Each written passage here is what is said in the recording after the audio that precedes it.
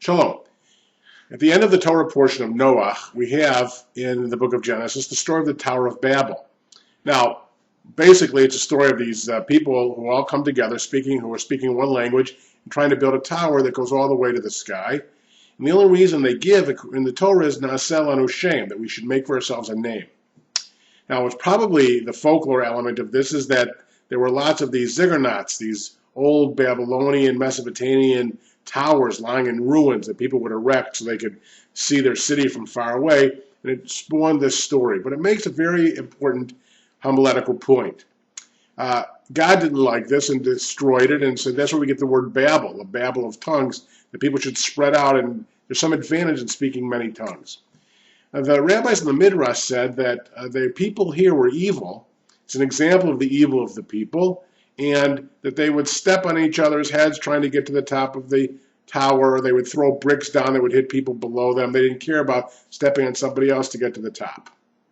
And so I think that's a really important message, especially when we contrast that with the story the next week about Abraham being called, in the next week's portion, Lech, where God, so out of the blue, apparently, there's no reason given in the Torah for it. We have this rabbinic story about Abraham's father being an idol maker, but that's not in the Torah. Why did God pick Abraham? God just says to Abraham, go forth from here, from everything you know, to a place that I will show you.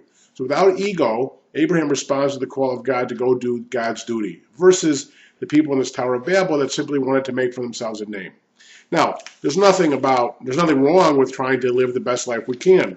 There's this very popular author now named Marianne Williamson, who's a best-selling author and acclaimed spiritual teacher, and she says that you get to a point in your life where if you're not proactively seeking health, if you're not seeking a way to become the best person you could possibly be, you are more likely to be defeated by your own weaknesses. Okay, very valid point. McCullough, the great American writer, writes so much about America, talks about the fundamental importance of personality. He says, and he was recently featured in the Chicago Tribune magazine, and he says, for example, if the wind had blown a different direction on a couple of nights in 1776, we'd all be sipping tea and singing God Save the Queen. Now, what he wants to know, not how the Brooklyn Bridge was built or that Harry Truman was president, but, gee, are they really going to be able to build this bridge? Or what is going to happen to this guy next? What's it like to be in the middle of the thick of things? And here's what's so impressive about the American spirit. They kept going, they kept trying, they kept pushing, they kept fighting. And that is what so entrenches McCullough. Not the impediments, not the daunting odds, or the constant setbacks, not even the golden triumph. What impresses McCullough is the endless valiant effort, the effort in the midst of chaos and despair. One of the things that history teaches, he says, is that you never know how it's going to turn out. Big bad breaks happen, big good breaks happen. The woe is me attitude, this idea that stresses of the time are unprecedented. He says, just think about World War II. He likes to quote a line from Winston Churchill. He came over here right after the new year in 1942 when the prospects for Western civilization were as bad as they'd ever been. England was on its last legs. Hitler was almost to Moscow. The Nazis were winning everywhere. We had no army, no air force. Half the Navy was destroyed at Pearl Harbor.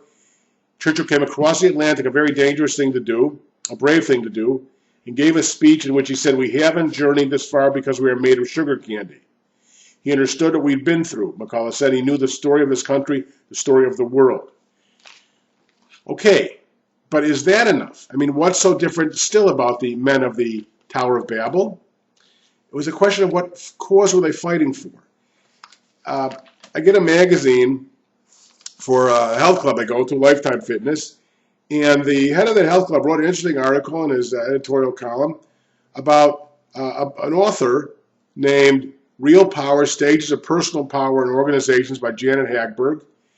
And she describes 6 stages of power. And stage number 1 is powerlessness, kind of like where we begin life as infants, and unfortunately, she says it's where a lot of us remain. No power on our own, we depend on others for what we need, so we retreat into victimhood and complaint, or conniving and manipulation to get what we want. Number 2 is called power by association, where we name drop, we align ourselves with more powerful people, making threats like my older brother's going to kick you around. That's stage number 2. Stage number 3 is power by symbols. We use awards, fancy cars, exclusive memberships, framed degrees, and other trophies to demonstrate how much we know and how much we've accomplished. Stage 4 is power by reflection. This stage holds special importance because it's transformative in itself, because it serves as a springboard to the last two stages of power, where most truly great things are accomplished. In this stage, we become skilled in the art of self-observation, more discerning about the real sources and best uses of our personal power. We become capable of wielding our intellect and integrity in the service of others.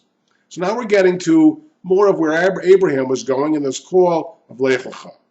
5, power by purpose. In this stage, informed by the wisdom gathered through the power by reflection, we feel called to action by causes greater than ourselves. Having put the worst of our personal insecurities behind us, we now long to do the right thing, to be of service to others, to make a difference in the world. We are less in the grips of our egos and more compelled to invest our energy in efforts we feel have real meaning.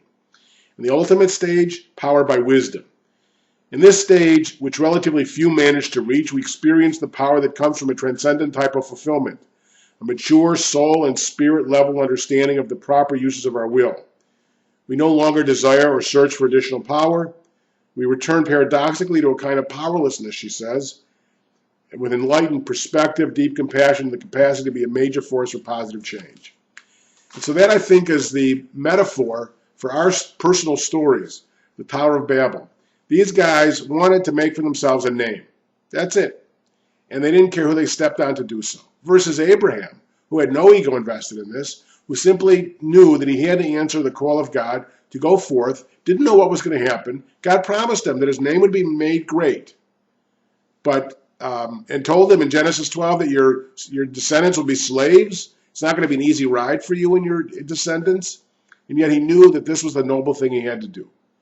And so I hope we get the inspiration from the story that no matter how tall are the towers that we build, that if we do it simply to make our own name great, we do so by stepping on the heads of others and not caring where the bricks fall, versus the ideas of stages 5 and 6 of the power of purpose and wisdom, where we're called to action by causes greater than ourselves, that we become a major force for positive change, then we have really achieved the call of God, the call of lecha.